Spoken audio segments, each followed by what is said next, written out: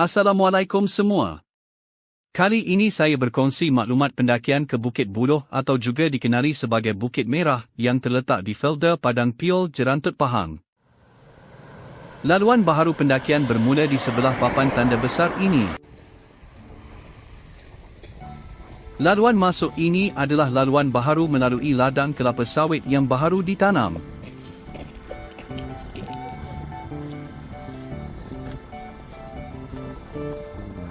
Terdapat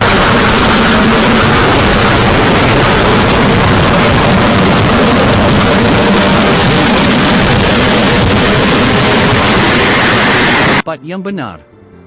Ini adalah kawasan parking bersebelahan kedai makan. Saya dan keluarga memulakan pendakian melalui ladang kelapa sawit ini, iaitu laluan lama yang terletak berhadapan dengan tempat parking di sebelah kedai makan.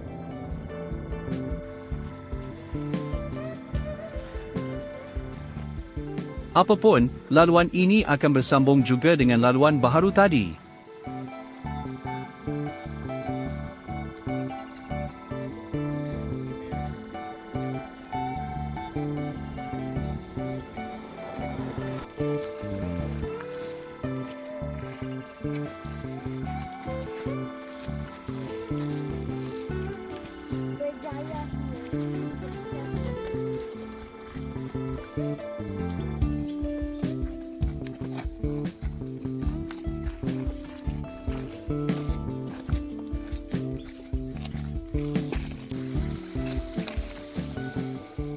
Sebelum memasuki pintu rimba, anda akan melalui bangunan operasi dan pelantar kayu ini.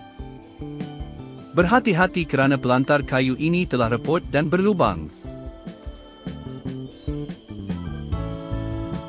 Setelah memasuki pintu rimba, pendakian sebenar pun bermula. Pada awal pendakian, laluan adalah mudah. Setelah itu laluan berbatu mula dilalui.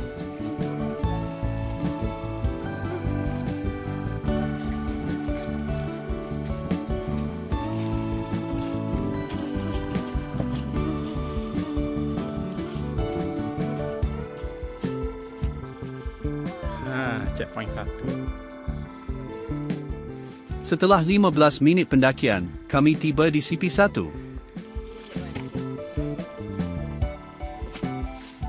Pendakian seterusnya menjadi semakin sukar kerana kecuramannya boleh mencapai sehingga 70 darjah serta berbatu.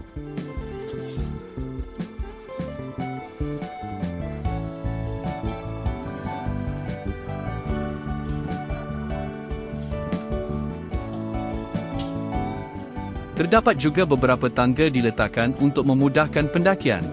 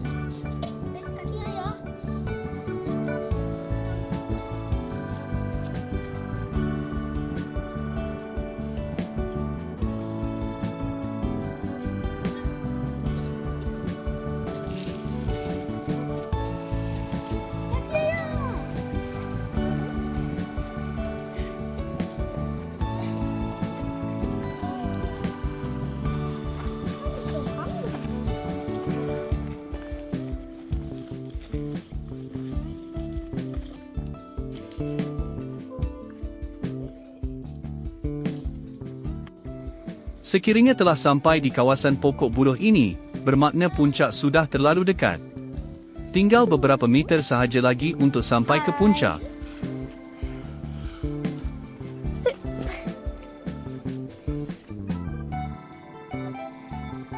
Setelah 1 jam mendaki, kami tiba di puncak.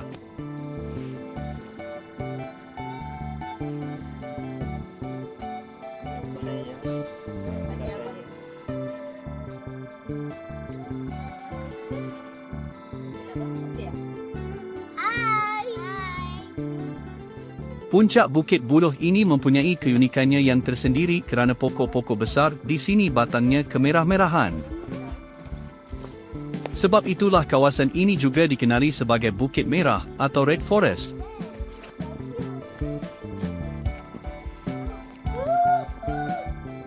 Keindahan alam semula jadinya yang mempersonakan telah menarik minat ramai pendaki dari jauh dan dekat.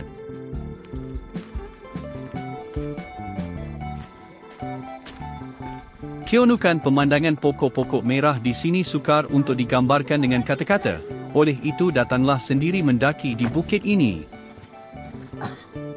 Bukit Merah ini berketinggian sekitar 371 meter menjadikannya satu lokasi pendakian santai untuk mereka yang gemar mendaki.